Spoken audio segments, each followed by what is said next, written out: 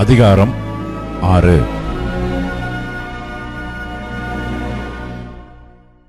பின்னும் இஸ்ரவேல் புத்திரர் கர்த்தரின் பார்வைக்கு பொல்லாப்பானதை செய்தார்கள்.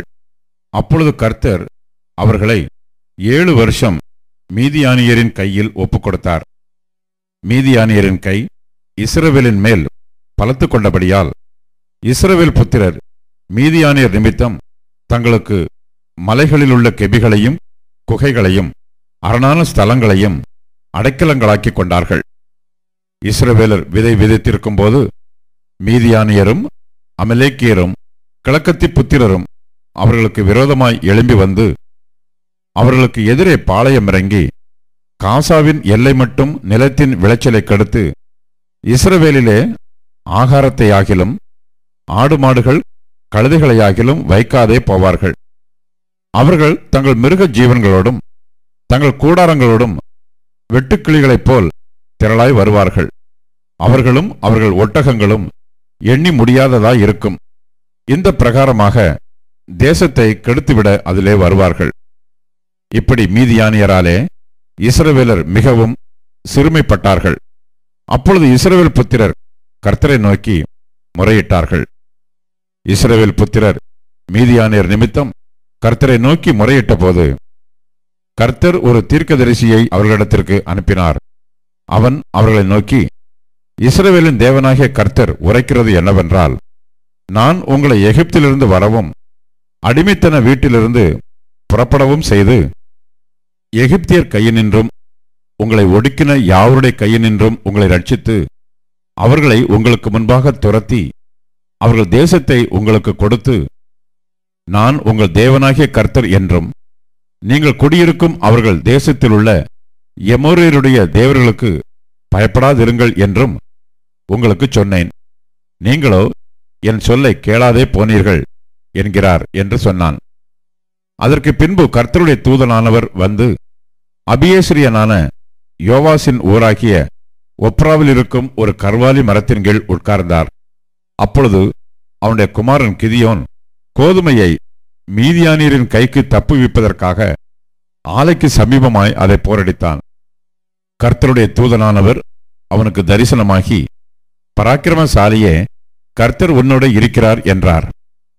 அப்பொழுது கிதியோன் அவரை நோக்கி, ஆ என் ஆண்டவனே, கர்த்தர் எங்களோட இருந்தால் இவையெல்லாம் எங்களுக்கு நேரிடுவானேன். கர்த்தர் எங்களை எகிப்திலிருந்து கொண்டு வரவில்லையா என்று எங்கள் பிதாக்கள் எங்களுக்கு விவரித்துச் சொன்ன அவருடைய அற்புதங்களெல்லாம் எங்கே? இப்பொழுது கர்த்தர் எங்களை கைவிட்டு மீதியானியர் கையில் எங்களை ஒப்புக் கொடுத்தாரே என்றான்.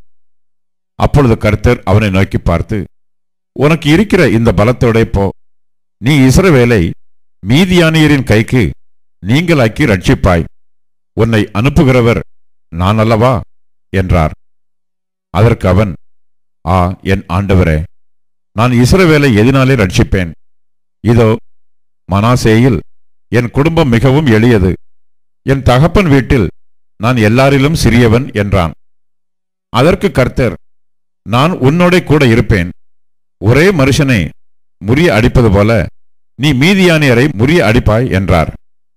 அப்பொழுது அவன், உம்முடைய கண்களில் இப்பொழுதும் எனக்கு தயை கிடைத்ததானால் என்னோட பேசுகிறவர் தேவரீர்தான் என்று எனக்கு ஒரு அடையாளத்தை காட்ட வேண்டும். நான் உம்மிடத்திற்கு என் காணிக்கையை கொண்டு வந்து உமக்கு முன்பாக வைக்கும் அளவும் இவ்விடம் விட்டு போகாதிருப்பீராக என்றான். அதற்கு அவர், நீ திரும்பி வருமட்டும் நான் இருப்பேன் என்றார். உடனே கிதியோன் உள்ளே போய் ஒரு வெள்ளாட்டுக்குட்டியையும் ஒரு மரக்கால் மாவிலே புளிப்பில்லாத அப்பங்களையும் ஆயத்தப்படுத்தி இறைச்சியை ஒரு கூடையில் வைத்து ஆணத்தை ஒரு கிண்ணத்தில் வார்த்து அதை வெளியே கர்வாலி மரத்தின் கீழ் இருக்கிற அவரிடத்தில் கொண்டு வந்து வைத்தான். அப்பொழுது தேவனுடைய தூதனானவர் அவனை நோக்கி, நீ இறைச்சியையும் புளிப்பில்லாத அப்பங்களையும் எடுத்து இந்த கற்பாறையின் மேல் வைத்து ஆணத்தை ஊற்று என்றார். அவன் அப்படியே செய்தான். அப்பொழுது கர்த்தருடைய தூதன் தமது கையில் இருந்த கோலின் நுனியை நீட்டி இறைச்சியையும் புளிப்பில்லாத அப்பங்களையும் தொட்டார்.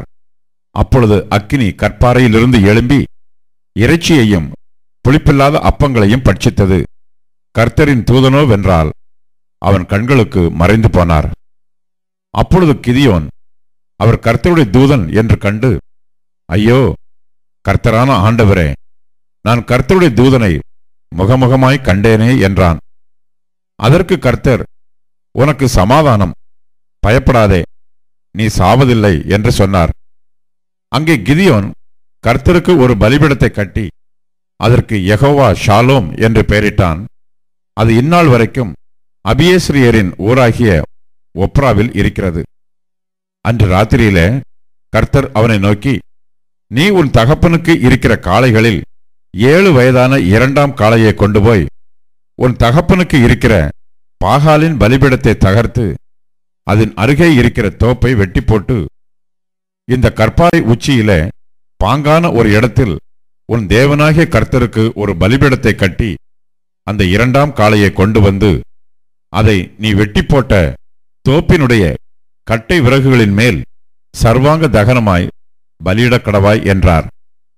அப்பொழுது கிதியோன் தன் வேலையாட்களில் 10 பேரை சேர்த்து கர்த்தர் தனக்கு சொன்னபடியே செய்தான். அவன் தன் தகப்பன் குடும்பத்தாருக்கும் அந்த ஊர் மனுஷருக்கும் பயப்பட்டபடியினாலே அதை பகலிலே செய்யாமல் இரவிலே செய்தான். அந்த ஊர் மனுஷர் காலமே எழுந்திருந்தபோது, இதோ, பாகாலின் பலிபீடம் தகர்க்கப்பட்டதும் அதன் அருகே இருந்த தோப்பு வெட்டி போடப்பட்டதும் கட்டப்பட்டிருந்த பலிபீடத்தின் மேல் அந்த 2ஆம் காளை பலியிடப்பட்டதுமாயிருக்க அவர்கள் கண்டு ஒருவரை ஒருவர் நோக்கி, இந்த காரியத்தை செய்தவன் யார் என்றார்கள். கேட்டு விசாரிக்கிற போது, யோவாசின் மகன் கிதியோன் இதை செய்தான் என்றார்கள். அப்பொழுது ஊரார் யோவாசை நோக்கி, உன் மகனை வெளியே கொண்டு வா, அவன் பாகாலின் பலிபீடத்தை தகர்த்து அதன் அருகே இருந்த தோப்பை வெட்டி போட்டான், அவன் சாக வேண்டும் என்றார்கள். யோவாஸ் தனக்கு விரோதமாக நிற்கிற அனைவரையும் பார்த்து, நீங்களா பாகாலுக்காக வழக்காடுவீர்கள்? நீங்களா அதை ரட்சிப்பீர்கள்? அதற்காக வழக்காடுகிறவன் இன்று காலையிலேதானே சாகக் கடவன். அது தேவனால் தன் பலிபீடத்தை தகர்த்தது நிமித்தம் அது தானே தனக்காக வழக்காடட்டும் என்றான்.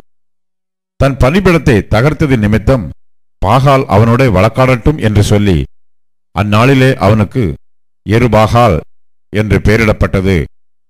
மீதியானியரும் அமலேக்கியரும் கிழக்கத்தி புத்திரர் யாவரும் ஏகமாய் கூடி ஆற்றை கடந்து வந்து யெஸ்ரயேல் பள்ளத்தாக்கிலே பாளையம் இறங்கினார்கள். அப்பொழுது கர்த்தருடைய ஆவியானவர் கிதியோன் மேல் இறங்கினார்.